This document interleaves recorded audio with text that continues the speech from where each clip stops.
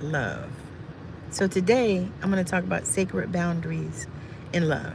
And so the thing about boundaries and sacred boundaries in love is not just only about setting limits, because so many people are so serious about that. Like they think that sacred boundaries means, you just set limits on, what you're going to take and what you're going to tolerate, all this kind of stuff. But it's a profound act of self love and self respect. So, sacred boundaries actually define how we protect our emotional, spiritual, and physical well being while fostering healthy, thriving relationships. Because what I've discovered is when we approach boundaries as sacred, we also honor our divinity and the divinity in others by communicating our needs with love, clarity, and compassion. So, what does that look like? That looks like when you're in a relationship and it's something that you need and something that you desire, but your partner does not know. Maybe you haven't been in a relationship for long, or possibly you were a person that when you were in another relationship, this person did not honor your divinity and neither did they honor your boundaries. And so you are projecting onto this other person this same type of energy. And so that's really what I'm talking about with the sacred boundaries. And so one of the things within sacred boundaries is knowing your worth. Knowing your worth. Sacred boundaries begin with recognizing your inherent value. Because the thing is they're a reflection of how much you honor yourself and what you will and will not accept in love. So it's telling people that you honor your worth. And so you expect somebody that's coming into your life to honor your worth as well. The second thing is communicating with grace.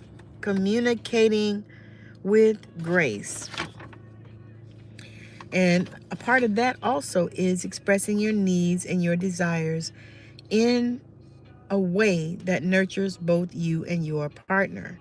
And so what this looks like is not yelling and screaming and arguing about your needs, but actually giving your partner a chance to communicate. And communication is between, two people or more than one person. Because sacred boundaries, they're going to invite open, vulnerable, and authentic communication and conversation. So when you communicate with grace, and you begin to do that, then I'm telling you, it will help to shift your relationship. Number 3 is protecting your energy. Welcome in. It's understanding when to say yes and when to say no without guilt. Because many times, a lot of us are people pleasers in relationships, and not just love relationships, but we're people pleasers. And so we say yes to something that we probably should have said no to. We say no to things that we should say yes to, and we feel bad about it.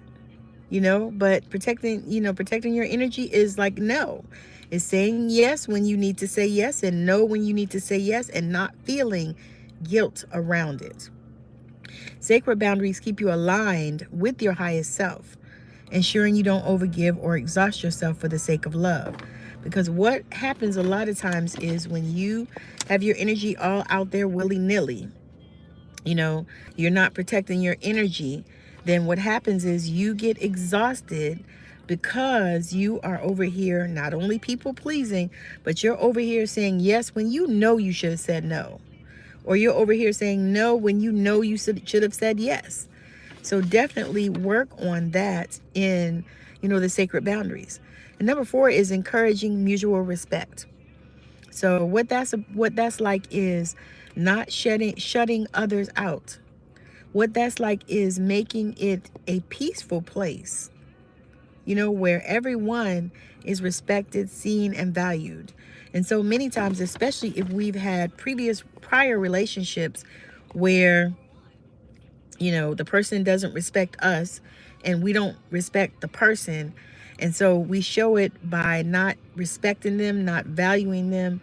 We don't have a space where we can both feel that way. And many times it's because of a situationship that you've been in the past. It's like this is what has shown you something, but now it's time to flip that script because you want somebody that you can give mutual respect to. You want somebody that you can love and that loves you. The fifth thing is healing through boundaries. So sometimes setting boundaries can feel challenging, especially if past relationships didn't honor them. So if you had a relationship where you were constantly being challenged and you were constantly being berated, then it's going to be hard to do this. However, it can be done because embracing sacred boundaries is a form of healing. What it does for you is it reclaims your power and teaches others how to love you in a way that aligns with your highest good. And I'm going to say it like this: you teach others how to treat you because of how you treat yourself. Does that make sense? You treat yourself in this way, and so when other people come into your life, they know that this is how you are treated, and so they act accordingly. So if you're used to being abused and you continue to abuse your own self, you're just setting that up for other people to do the same. And so the thing about the sacred boundaries is this can apply to all kinds of love: romantic, familial, or friendship. So this is not just a love relationship. This can be, relationship with your family, relationship with your friends, relationship with people that you work with.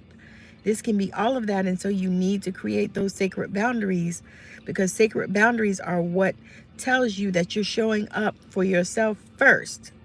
Because when you show up for yourself first, then you can show up for others in a place of wholeness. I'm telling you, this thing works. Because when you begin to love on yourself, and I talk about this all the time, but self-love is the highest love. When you begin to love on yourself, it not only helps you and nurtures you, but it also shows other people how you are to be treated. When you take care of yourself and you do things that show that you love yourself, then you show that to other people. You show it to other people, and they begin to understand that this is how you love yourself. And so this is how you expect to be loved. Now, I'm going to use an example from my own life. Like, I was married to someone for 20 years that was abusive. And so once I got out of that relationship, I took this time, just like I'm sharing with all of you, and I have on this playlist, Aligned to Love. I took time to learn how to love me. I took time to, get into alignment with the energy of love. And so when I started to do that, some of the ways I did it was I used mirror work. I also took myself out on dates. I treated myself kindly, like I would expect for my partner to treat me. So those are just some tidbits and some tools that I use, but you can check out that Align to Love playlist, and I have all kinds of videos on there to help you to learn how to become the love that you are seeking energetically, so that you can understand and be able to see that, other people have done it. And for me, I did it. Like, I didn't have anybody teaching it. I didn't have anybody telling me how to do this. This is something that, God showed me. And so now I'm here sharing it with you. Now, I have a Manifest Love workbook with a complimentary meditation that is on my Stand store.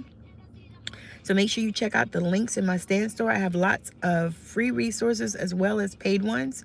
So go in my Stand store, which is in the link in the description, and check those out. As well as if you are a spiritual entrepreneur and you would like to come on my show Straight Out of Savannah and talk about it, the link is also in the Stand store, so that you can go in there and grab that. You can watch or listen to the show right here on YouTube, as well as Spotify, Audible, iHeartRadio, and anywhere that you get your shows. Also, Check out the links in the description for my Amazon shop. I am an affiliate, but I would love it if you would check out those links and help a budding creator out. And also, if you are not subscribed, make sure that you subscribe and that you like this video and that you share it out so that the YouTube algorithm knows that we have valuable content here. You are so welcome, Kendra. Thank you for joining. So yeah, so definitely be on the lookout for those things. And then also, I'm going to start a workshop series where I'm going to do a workshop every week on this channel. And so I'll do a post and let you guys know. So make sure that you're keeping up with my community tab, because I do some posts, lots of posts over there. And I'll actually be letting you know. I'll probably do a post and maybe even a short just to let people know that I'll be doing these, because I'm going to be doing these workshops once a week, just to come in here and, you know, bring some more goodness so that people can, you know, be able to heal in this world, because that is one of the things that I know is necessary, especially now with everything that's going on in not only the States, but in the world. You know, I was speaking with some young ladies today and I said, you know, I said, people think that it's just, you know, chaos in this country. But no, it's chaos all over the world. It's not just here. You know, we have chaos and usually it trickles down to the other places. And that's what's happening, of course. And so I want to do my part to help to heal this planet. And so I'll be doing some workshops on that, as well as some healing workshops, because that is also my mission. So again, thank you. I appreciate all of you, and I hope that your day is magical. Have a beautiful, beautiful rest of your day.